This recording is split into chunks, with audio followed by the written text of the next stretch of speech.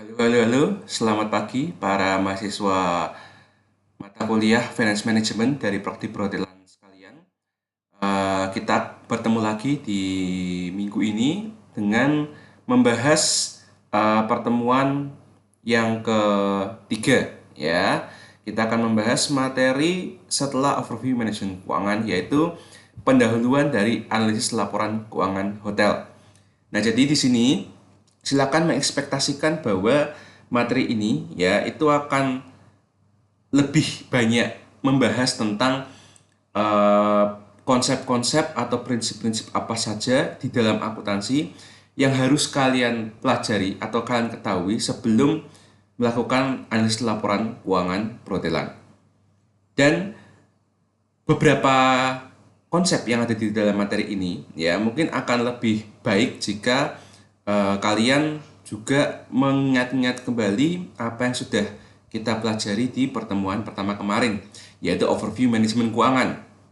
Ya, mulai dari tugas manajer keuangan, ya, terus kemudian bagaimana memahami manajemen keuangan dari sudut pandang akuntansi, yaitu ketika melihat laporan neraca dan laporan laba rugi, ya, dan kemudian bagaimana kalian tuh harus paham bahwa yang namanya accrual basis dan cash basis dalam membentuk laporan keuangan itu harus diperhatikan. Oke, baik, kita akan mulai ya. Nah, sebelumnya, kalau di pertemuan sebelumnya, saya hanya fokus kepada manajemen keuangan serta manajer keuangan, apa yang harus dihadapinya, apa yang harus dilakukannya, dan dia beserta para ownernya ya itu harus tunduk sehingga tidak ada agency problem. Nah, sekarang saya akan membeberkan ya tentang posisi seorang manajer keuangan ya, dan bila mana manajemen keuangan serta akuntansi itu berada di posisi yang sama atau tidak. Nah, ini salah satu contoh ya dari hierarki organisasi Hotel Riyad Marriott ya. Di sini kita lihat ya bahwa di dalam sebuah hotel ya, meskipun itu hotel satu atau mungkin hotel yang bentuknya holding ya, itu pasti ada yang namanya managing director atau bisa dibilang seperti CEO ya. Terus setiap fungsi manajemen itu biasanya minimal tuh ada empat. Ya, yang pertama yang mengurusi tentang marketing ya atau pemasaran, kemudian yang memasari, yang mengepalai tentang produksi, terus kemudian yang mengepalai tentang keuangan, serta yang mengepalai tentang HRD ya atau SDM. Nah, disinilah ya yang saya lingkari ini ya itu adalah ranah operasi ilmu ini. Ya, di mana ilmu ini ya itu posisinya itu membawahi dua macam jabatan lagi. Ya, yang pertama adalah manajemen accountant dan yang kedua adalah financial accountant. Jadi akuntan manajemen dan akuntan finansial. Ya, dan sebenarnya di bawah lagi itu masih ada. Dalam artian yang namanya divisi keuangan ya, itu seringkali dialihbahasakan tuh bukan hanya sekedar sebagai finance division ya, tapi finance and accounting. Karena finance dan accounting, ya maka kalian harus memperhatikan bahwa orang manajemen dengan orang akuntansi itu artinya berbeda. Mereka berbeda, ya prinsipnya berbeda, tapi filosofinya satu. Oleh karena itu berada dalam divisi yang sama. Nah, masalahnya meskipun filosofinya satu, tapi peran mereka berbeda. Ya, akuntan itu ya lebih ke arah membuat laporan laba rugi, membuat laporan neraca dan laporan-laporan keuangan lainnya. Ya, sementara manajer keuangan ya itu seperti yang saya bilang di pertemuan pertama kemarin, yaitu tiga tugas. Ya, melaksanakan keputusan pendanaan, keputusan investasi dan modal kerja untuk memaksimumkan kemakmuran pemegang saham. Ya, seperti itu. Nah, di sini kita akan belajar ya beberapa prinsip sebelum kalian masuk ke pengenalan laporan laba rugi, laporan neraca, dan menganalisisnya bagaimana. Ya, prinsip yang pertama adalah prinsip pengelolaan uang.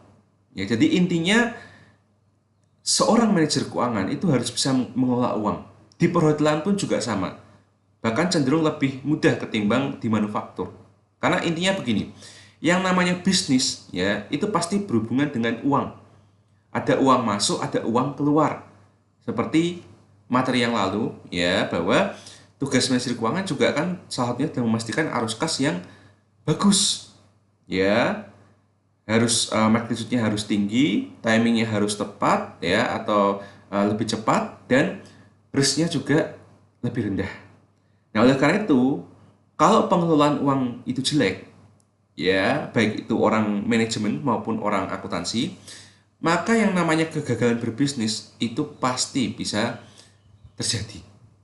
Ya, apalagi masa-masa pandemik seperti ini, kalian tahu sendiri, yang namanya industri perhotelan tuh dan industri turisme ya, itu pasti terpukul.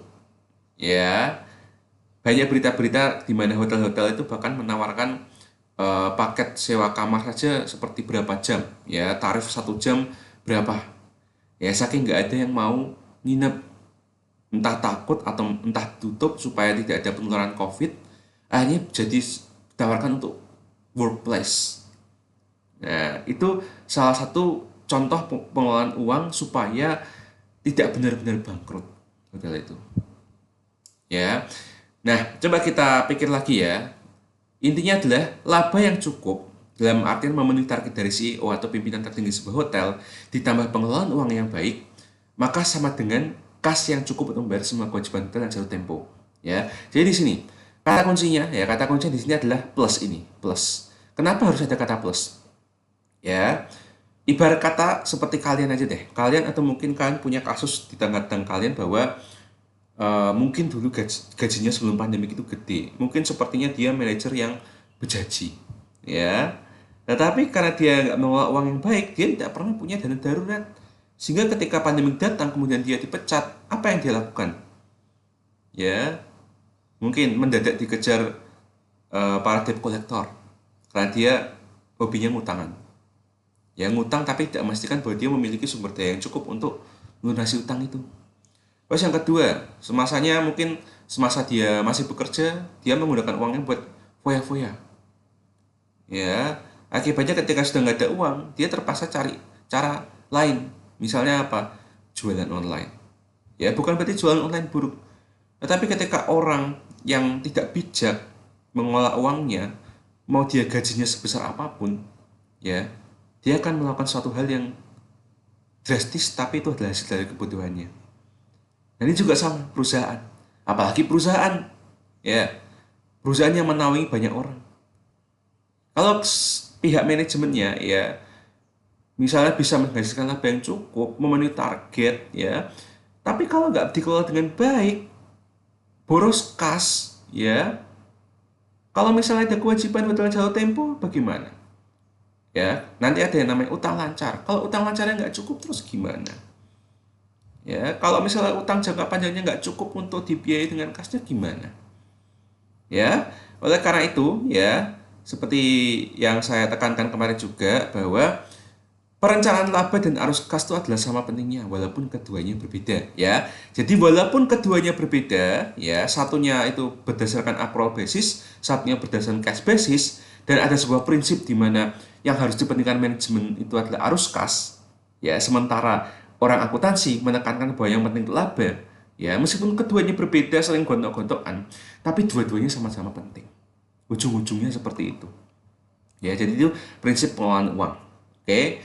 Nah, pengendalian atau kontrol keuangan yang baik atau sempurna akan dapat memastikan laba yang terjaga dan ketersediaan kas yang cukup.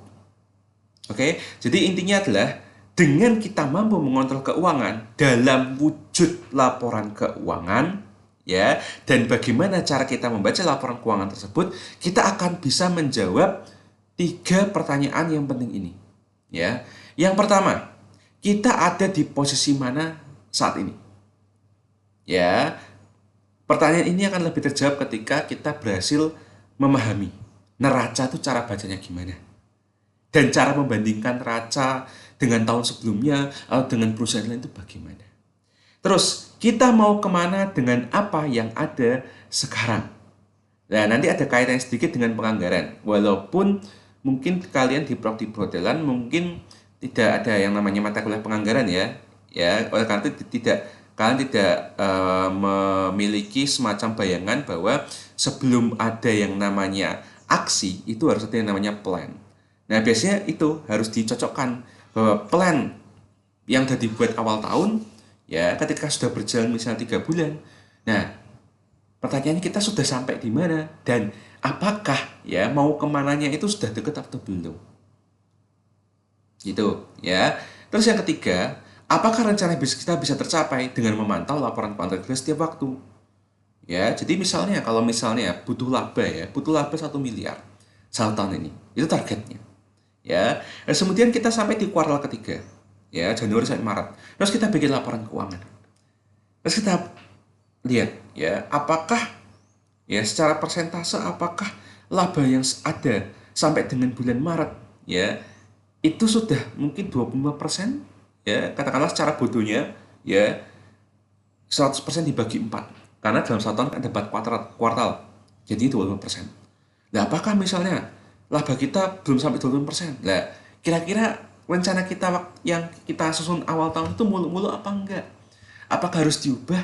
Nah, itu hanya bisa kita tahu ya dengan memiliki yang namanya perencanaan, penganggaran, dan yang namanya laporan keuangan sebagai evaluasi. Ya, evaluasi itu kontrol. Nah, pengetahuan dasar akuntansi menjadi penting untuk dipelajari oleh pihak pengelola meskipun pada praktiknya tinggal mempekerjakan akuntan di hotel itu. Mengapa? Ya, jadi pernyataan ini ya sebenarnya itu mau emphasize bahwa nanti kalian meskipun kalian misalnya kerja di hotel seperti tujuan akhir dari prodi kalian ini, entah itu sebagai bawahan ya, entah sebagai cleaning service atau entah sebagai room boy atau manajer keuangan atau manajer pemasaran atau manajer SDM gitu ya. Tapi meskipun kalian memiliki jabatan yang intinya itu bukan berhubungan keuangan, kalian harus paham tentang keuangan. Harus ya, baik konteksnya itu perusahaan maupun pribadi. Ya, kalau dia tanya alasannya kenapa, ya simpel aja.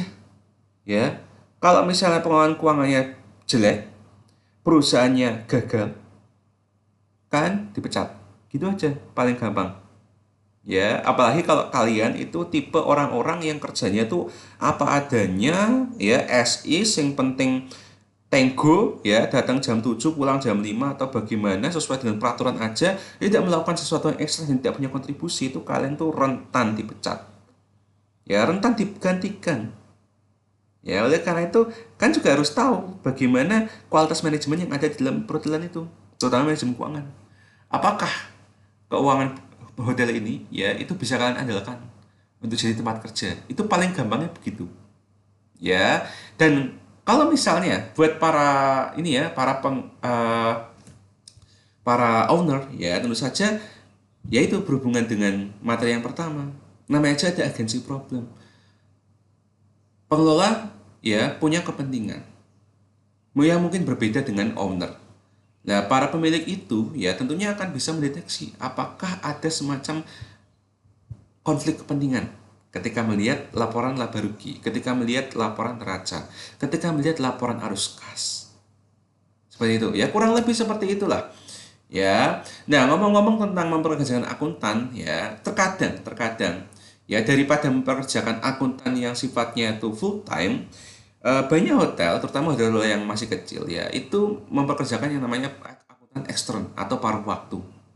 Ya.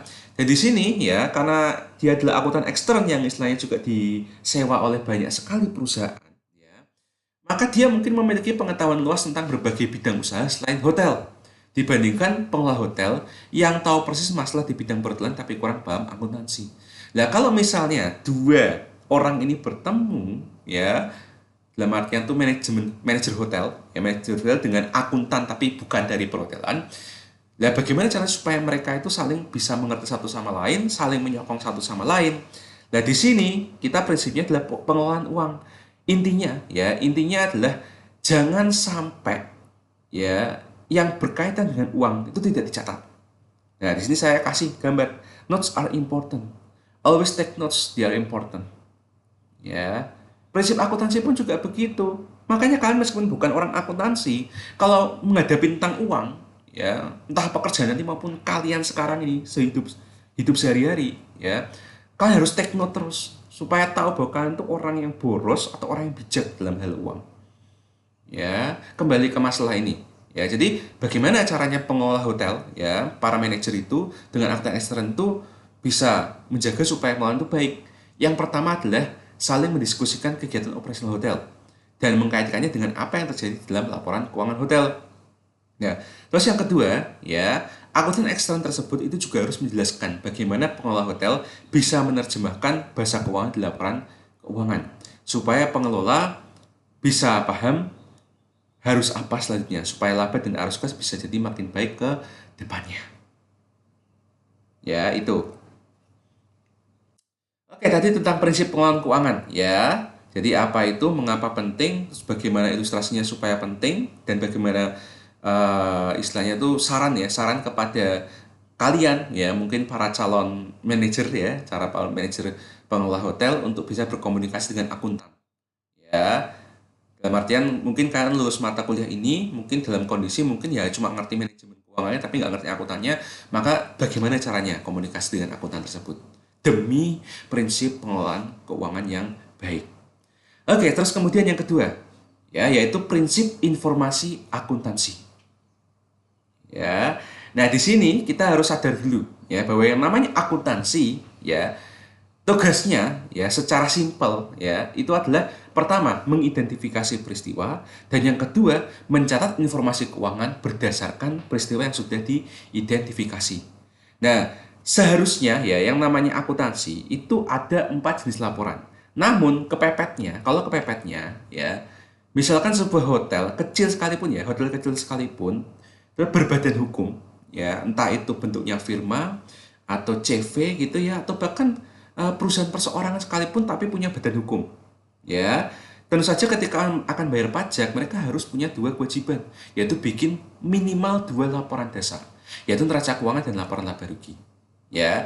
Jadi di semua hotel sekecil apapun atau bahkan kalau misalnya kalian disuruh ya atau misalnya diterima kerja di sebuah hotel kecil yang memilikinya cuma 1 orang tok ya, itu pasti ada 2 laporan dasar yang harus dibuat karena itu dasar untuk melakukan yang laporan perpajakan, yaitu neraca keuangan dan laporan laba rugi. Ya, laporan lainnya apa, Pak? Misalnya laporan arus kas. Dan yang kedua adalah laporan perubahan modal. Itu kalau bentuknya udah PT, udah gede banget, sudah punya cabang di mana-mana atau bahkan nge-franchisein hotelnya. Ya, itu 4 tuh harus wajib. Tapi paling nggak kita belajar 2 dulu aja lah, ya. Seenggaknya ini neraca keuangan dan laporan laba rugi termasuk salah 2 yang paling krusial dan harus dipahami. Nah, terus kemudian dalam akuntansi sendiri itu ada 2 macam informasi dasar, ya. Nah, kita tahu yang namanya bisnis, ya. Bis itu kan perusahaan. Perusahaan itu kan intinya taking profit, ya kan. Dia kan orientasinya adalah profit. Bati, ya, cuan. Nah, yang namanya cuan, ya, di mana-mana, ya. Itu adalah hasil dari yang namanya penjualan dikurangi biaya. Selesai. Itu aja. Ya. Jadi peristiwa dalam akuntansi yang bisa teridentifikasi itu ada 2 doang sebenarnya. Penjualan dan biaya. Lah, tetapi ya ada beberapa catatan. Paling nggak yang perlu kalian ketahui adalah informasi akuntansi dalam hal penjualan atau penghasilan itu harus dinyatakan secara periodik. Jadi harus dinyatakan seperti, wah, dapatnya berapa per hari atau berapa per minggu, berapa per bulan, berapa per triwulan, berapa per semesteran, berapa per tahunan. Bahkan kalau perlu ya, manajer yang baik ya itu pasti akan memastikan bahwa minimal setiap minggu itu pasti harus ada laporan, meskipun laporan tersebut bukan berupa laporan yang final. Ya, tapi berupa laporan yang sifatnya tabel dulu deh gitu loh. Ya. Terus kemudian di peraturan juga harus dirincikan juga mana yang tunai, mana yang kredit. Ya, karena kalian tahu lah kalau misalnya pernah nginep di hotel, ya kan kalau di meja resepsionis ya, terutama yang gede-gede gitu, atau bahkan mungkin yang nggak gede juga ada, ya di Jogja banyak kok hostel-hostel yang istilahnya di meja resepsionisnya tuh ada alat, ya alat yang kita bisa gesek kartu. Dan gesek kartu tersebut mungkin bukan kartu debit tapi kartu kredit. Ya, nanti kalian akan tahu kenapa kok harus dibedakan mana yang tunai, mana yang kredit. Ya, berdasarkan prinsip pencatatan akuntansinya nanti. Kemudian biaya operasi. Nah, biaya operasi secara gampangnya itu harus dibedakan jadi dua. Ada yang namanya fixed cost dan variable cost. Ya. Nah, fixed cost itu bahasa Inggris dari yang namanya biaya tetap. Artinya, ya, hotel tersebut mau dia nerima pengunjung ataupun dia itu menerima pengunjung yang banyak sekali, kami misalnya ya, menerima pengunjung banyak sekali di sebelum pandemik dan tidak menerima pengunjung sama sekali pada saat masa pandemik ini, itu adalah cost yang harus pasti keluar. Ya. Dan sifatnya tetap. Ya, mungkin kalian bisa bayangkan lah di rumah kalian sendiri. Biaya apa yang sifatnya itu tetap setiap bulan? Cenderung tetap minimal, ya. Misalnya, kalau kalian di rumah pasang wifi, ya, entah apapun providernya, kan beli semacam prabayar atau mungkin pasca bayar, ya, entah itu IndiHome atau BIS atau gimana, misalnya 150.000 per bulan, 300.000 per bulan. Nah, itu adalah fixed cost, karena cenderung tetap dan pasti dibayarkan setiap bulan. Mau kalian nggak pakai wifi-nya, kalian harus bayar. Misalnya apalagi, ya, kalau misalnya kalian adalah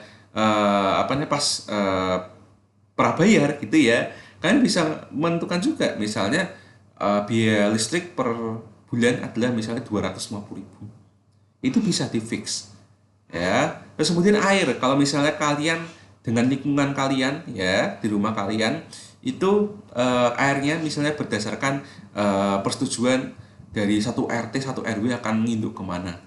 Nah, artinya adalah kalian mau pakai air sebanyak mungkin atau sedikit mungkin, bayarnya tetap seperti itu. Contohnya 100.000 per bulan.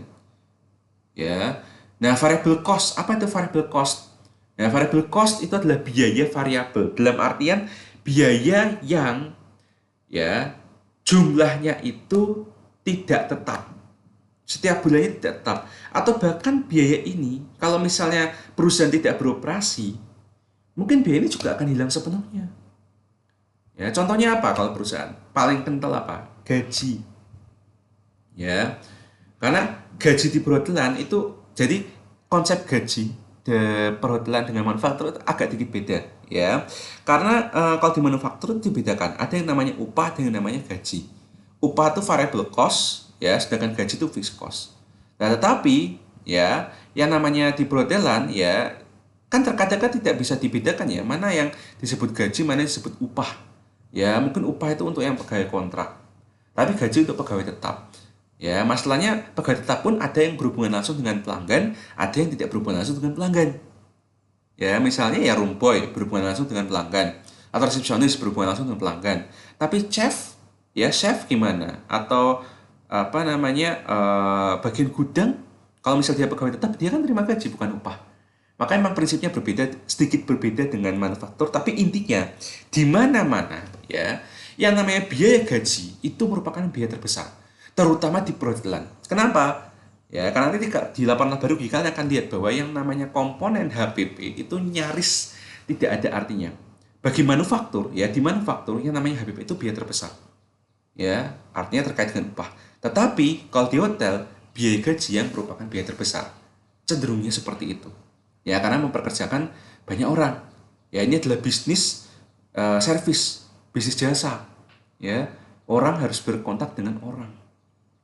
Oleh karena itu, gaji untuk orang juga akan menjadi komponen yang terbesar. Dan ini yang menyebabkan, ya ini, masa-masa sulit seperti pandemi ini bisa berdampak sistemik. Makanya bisa sampai resesi seperti ini. Ya, seperti itu. Nah, terus kemudian, proses pengambilan keputusan manajemen yang baik harus didasarkan pada informasi akuntansi yang relevan. Ya, informasi akuntansi yang relevan itu punya banyak fungsi. Misalnya, ya, mengukur kinerja nyatanya dengan kinerja yang diharapkan. Ya, jadi dengan seorang akuntan, ya, itu bisa memproduksi laporan keuangan dengan informasi yang relevan, maka laporan keuangannya akan berkualitas. Maka kinerja yang senyatanya itu benar-benar kinerja senyatanya. Sehingga ketika dilawankan dengan anggaran yang sebelumnya sudah dibuat atau kinerja yang diharapkan, maka kita bisa tahu dan bisa menjawab pertanyaan yang tadi di atas tadi. Ya, kita sudah di mana sekarang? Apakah kita akan bisa memenuhi target seperti itu? Ya. Terus yang kedua, membantu menjawab pertanyaan seperti berapa jumlah uang tersimpan di bank. Ya. Jangan sampai nanti kalian akan belajar di rasio apa namanya analis rasio ya, bahwa ada yang namanya current ratio. Jangan sampai kas yang kita miliki itu lebih rendah daripada utang yang harus segera diselesaikan. Ya, terus kemudian ya apakah kita dengan laba ditahan yang ada, dengan keuntungan yang ada, dengan kas yang ada itu bisa memungkinkan ekspansi. Ya, entah dengan melakukan franchise atau mungkin dengan mengakuisisi perusahaan lain, ya hotel-hotel kecil kemudian dicaplok gitu istilah ya, dimakan, dimiliki, atau ya beli tanah kemudian bangun gedung yang baru dan jadilah hotel yang baru di kota yang baru. Terus yang ketiga, menganalisis tren atau kecenderungan penjualan dan biaya di masa depan. Nah, di sini ya kan akan lebih mempelajari nanti ya di materi analisis tren nanti ya. Sebenarnya yang keempat, membantu sebagai bahan penyusunan anggaran yang sejatinya adalah perwujudan strategi bisnis di masa depan. Ya, jadi akhirnya kata-kata yang saya keluarkan sejak awal tadi muncul juga di sini. Ya, dalam artian ya sebelumnya kita punya penganggaran, kemudian kita punya laporan keuangan sebagai alat kontrol evaluasi anggaran yang sudah dibikin tahun sebelumnya. Nah, ketika kita tahu bahwa ternyata mungkin ya kita underestimate atau overestimate ya dengan alat kontrol kita laporan keuangan yang dari informasi akuntansi ini, maka kita bisa menyusun anggaran di tahun depan. Dalam artian, oke, berarti ternyata tahun lalu tuh kita tuh overestimate, kita terlalu pede. Baiklah, kita sekarang coba lebih rasional lagi dalam anggaran. Atau mungkin kemarin dulu underestimate, masang target rendah ternyata bisa. Ya, bahkan tahun belum selesai pun, September pun sudah kecapai. Wah, berarti kita nggak boleh meremehkan diri kita sendiri. Loh, kita ternyata bisa kok, labanya makin gede. Nah, terus anggarannya dibikin agak naik dikit, gitu. Ya, nah jadi jangan salah sangka ya untuk kalian yang awam dengan anggaran bahwa yang namanya anggaran ya bukan berarti itu adalah sesuatu yang direncanakan untuk dihabiskan. Enggak, anggaran itu enggak cuma tentang biaya. Anggaran itu juga tentang penjualan, dan anggaran itu juga tentang laba. Jadi merencanakan penjualannya kira-kira berapa, merencanakan biaya yang habis nanti berapa, merencanakan labanya berapa, dan merencanakan arus kasnya gimana nanti. Seperti itu ya, semuanya baru bisa dicapai asalkan informasi akuntansinya itu relevan ya, atau bisa dibilang adalah informasi yang baik. Nah, informasi yang baik, ngomong-ngomong ya, itu harus memenuhi 3 kriteria. Yang pertama adalah akurat, yang kedua tepat waktu, yang ketiga adalah konsisten. Nah, di sini pertanyaannya ada di nomor 1 dan 3. Yang pertama tentang informasi yang baik itu harus akurat. Nah, masalahnya ya, untuk bisa menghasilkan informasi akuntansi yang akurat itu kan kudu teliti. Dan yang namanya kudu teliti, diteliti satu-satu ya, itu akan memakan waktu. Nah, kalau misalnya kita berdasarkan tenaga kontrak ataupun gaji dengan akuntansi gitu ya, nah yang namanya waktu semakin lama kan berarti kan kita makan biaya waktu.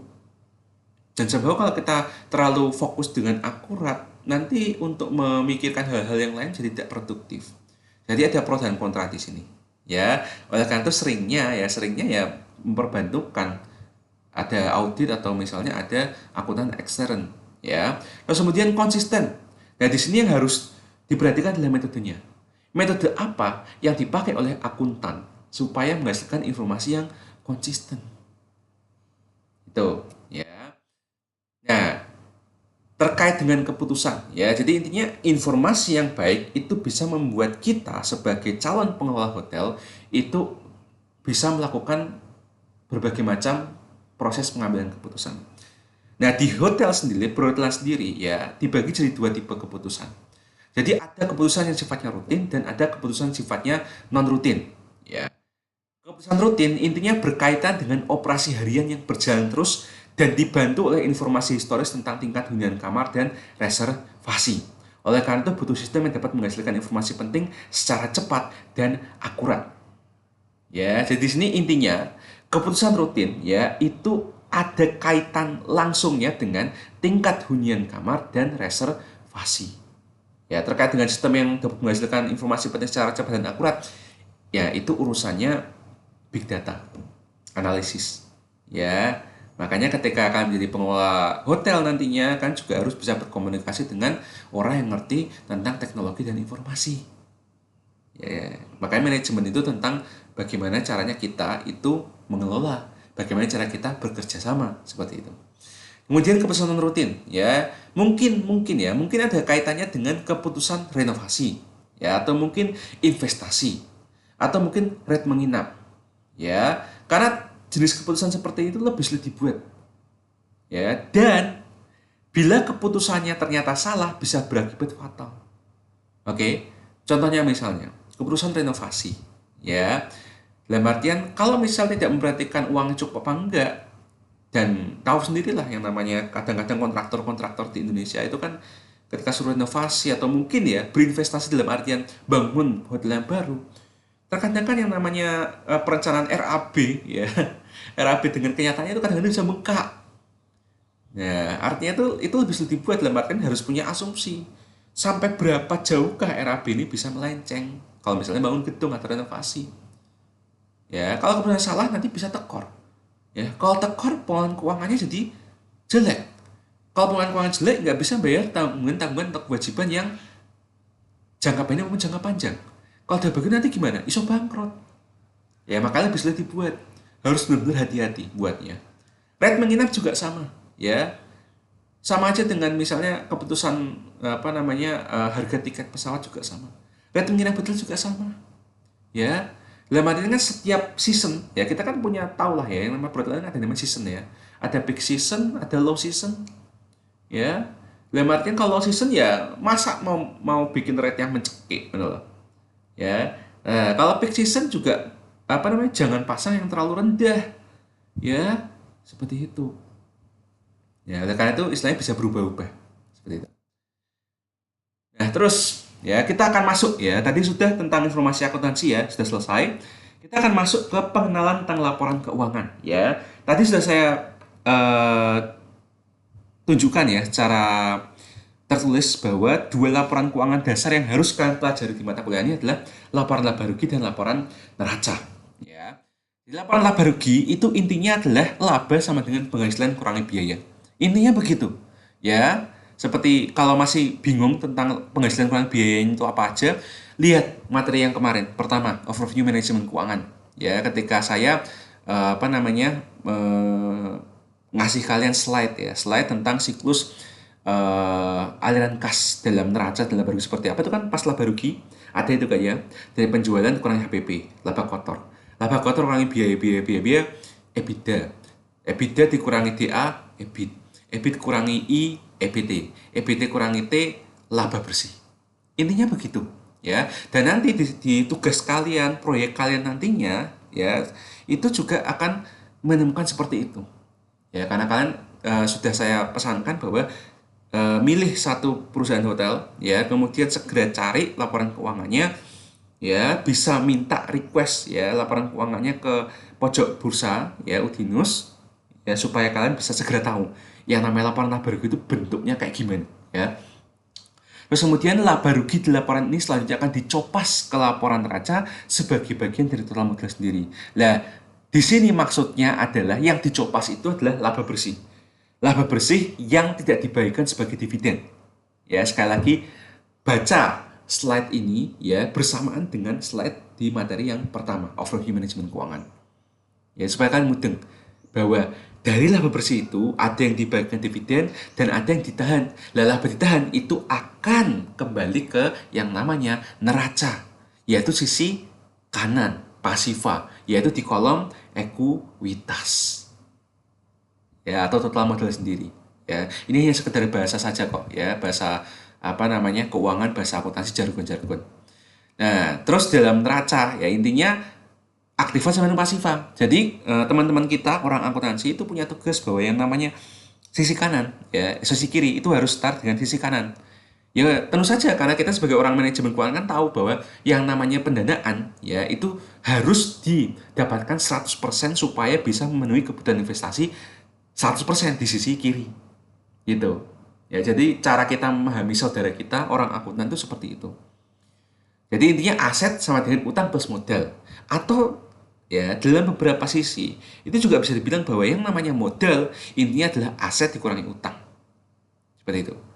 Ya, oleh karena itu tidak tidak mengherankan kalau misalnya dalam berbagai kesempatan ya hotel-hotel yang sifatnya itu masih kecil-kecil seperti hostel atau hotel melatih begitu ya, ketika bikin laporan keuangan kita akan tahu bahwa neracanya terkadang mereka mungkin nggak punya utang sama sekali sehingga aset sama dengan modal. Mungkin loh ya, seperti itu. Ya, tapi yang kecil-kecil biasanya. Nah, ini hanya sekedar contoh aja, tidak usah kalian terlalu ini ya, terlalu apa namanya dipikir aja. Tapi ini ya penjelasannya, contoh-contoh seperti ini itu bisa kalian lihat di buku itu ya, buku analisis laporan keuangan hotel itu ya, supaya kalian bisa mudeng kenapa kok di sini saya bikin slide seperti ini. Maka dicari ya, dicari terus kemudian kalian akan tahu bahwa yang saya maksudkan di sini adalah bagaimana caranya orang akuntan itu menulis dan memacok-macokkan ya, bahwa ini akan masuk di sini, ini akan masuk di sini, seperti itu. Nah, terus di sini yang namanya laporan keuangan bagi orang akuntansi ya, itu pasti ada yang namanya rekening atau account ya. Misalnya ya, jadi di sini tentang neraca yaitu aktiva ya atau aset sama dengan utang plus modal. Nah, ketika para orang akuntan ya itu mencatat sebuah peristiwa ya, pasti ada yang namanya ini dicatat di sisi kiri, ini dicatat di sisi kanan. Nah, di sini ya misalnya aset aktiva ya. Kalau misalnya ya ada kenaikan saldo atau kenaikan apa namanya jumlah uang yang ada di item aktiva ya, maka akan dicatat di sisi kiri. Sementara jika turun akan dicatat di sisi kanan. Ya. Misalnya ya saya kembali ke sini aja deh. Ya. Misalnya hotel mengeluarkan penghasilan tunai memperoleh penghasilan tunai sebesar 10 juta. Nah, berarti kan hotel ya itu kan akan menerima kas 10 juta. Nah, maka ya nanti tulisannya akan seperti ini. Kas 10 juta nanti akan dicatat di sisi kiri aktiva. Ya, seperti itu. Nah, sementara ya mengeluarkan biaya gaji 6 juta. Nah, maka yang namanya gaji itu kan membuat kas itu berkurang, ya. Sedangkan kas itu sendiri bagian dari aktiva. Nanti kan dalam laporan neraca itu kalian akan lebih jelas lagi ya. Jadi di sini paling nggak untuk sementara kalian kenalan dulu lah dengan apa yang dihadapi oleh tetangga kita akuntansi, ya.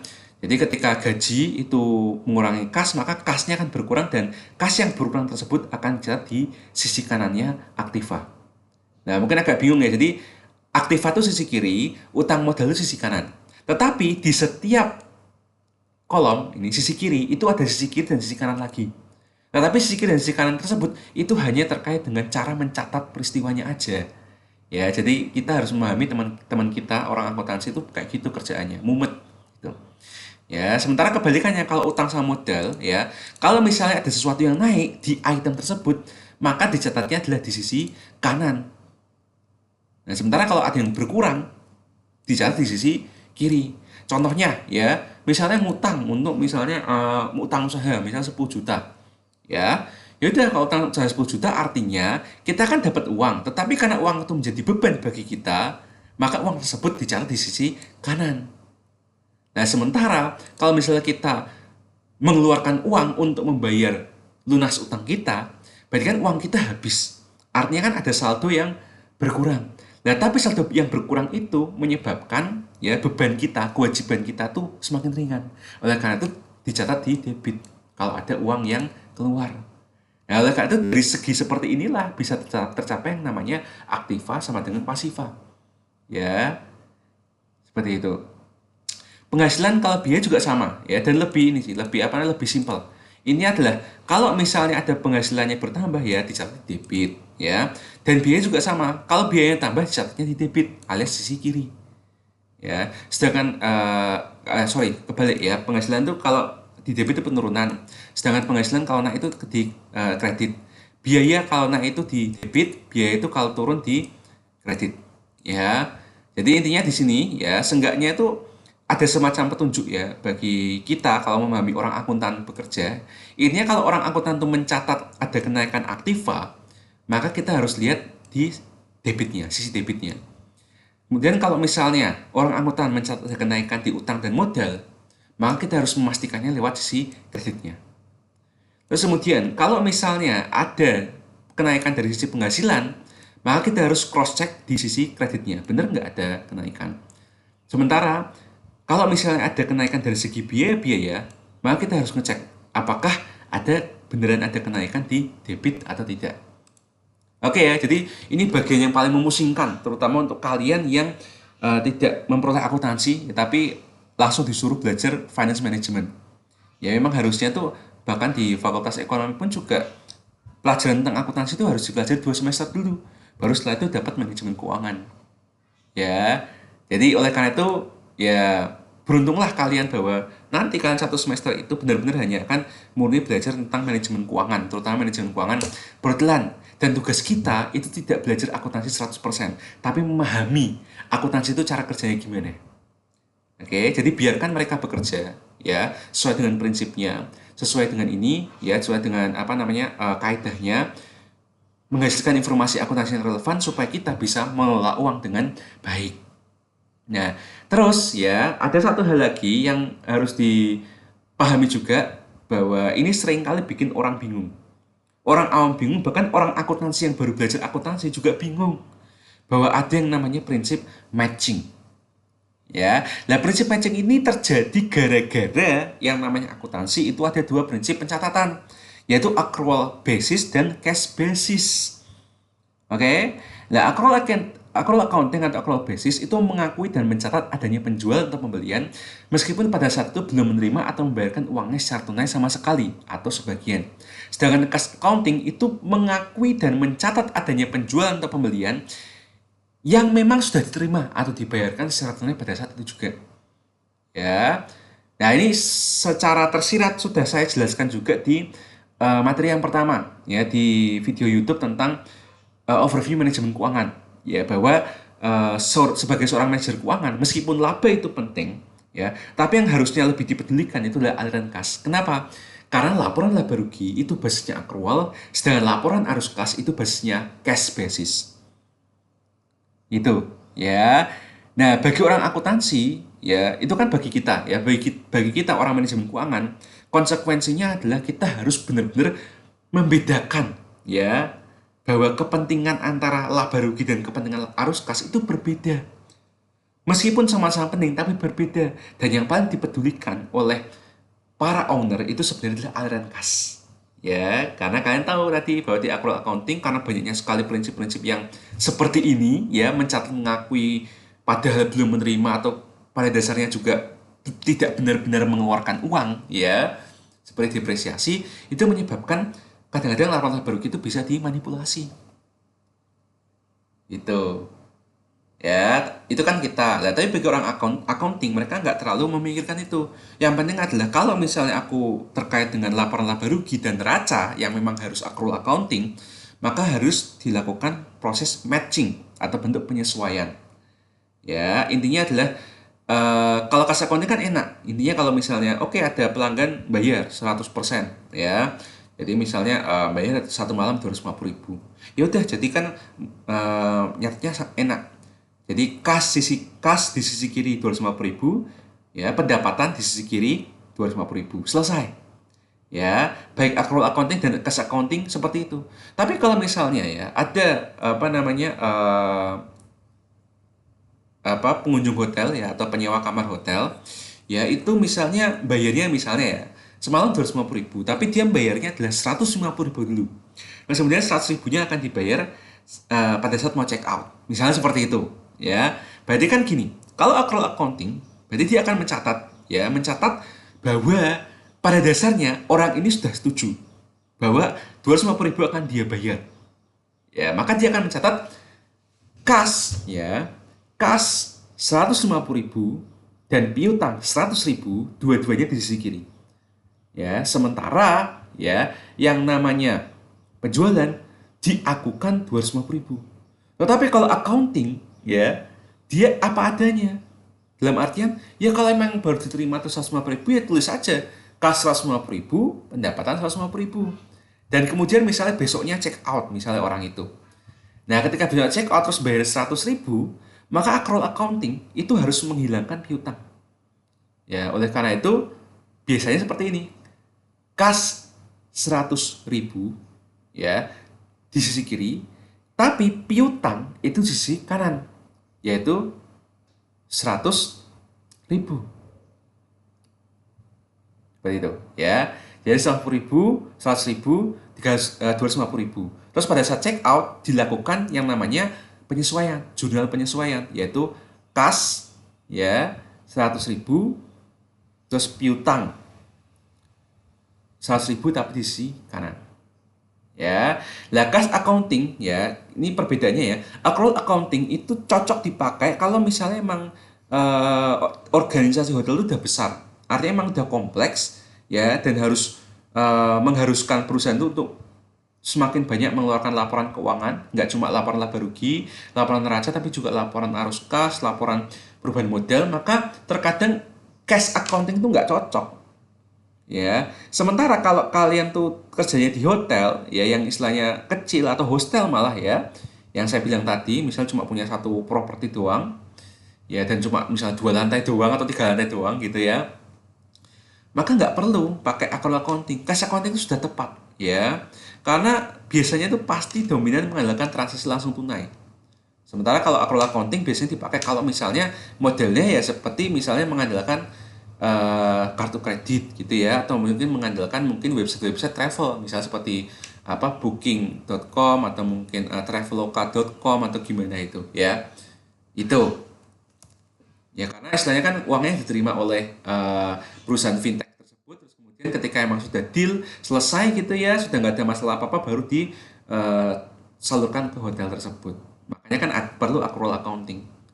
Tapi cash accounting hanya cocok untuk hotel kecil yang tidak menerima kartu kredit dan tidak mempromosikan hotelnya menggunakan ya media-media fintech ya, financial technology itu.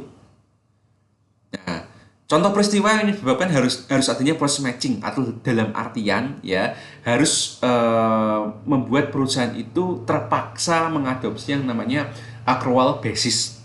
Ya seperti tadi ya, ratusan atau ribuan transaksi per bulan. Ya, berarti kan intinya kan mungkin gedungnya nggak cuma satu, tapi gedungnya mungkin ada 2, ada 3, atau bahkan mungkin di setiap provinsi mungkin ada policy misalnya ada 5 hotel.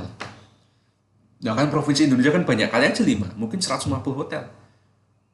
Ya, kalau dari ratusan ribuan transaksi per bulan, ya, ya, jadi istilahnya kalau misalnya pakai cash basis, maka nanti laporan keuangan di akhir bulan itu masih belum bisa menunjukkan laba rugi yang sebenarnya.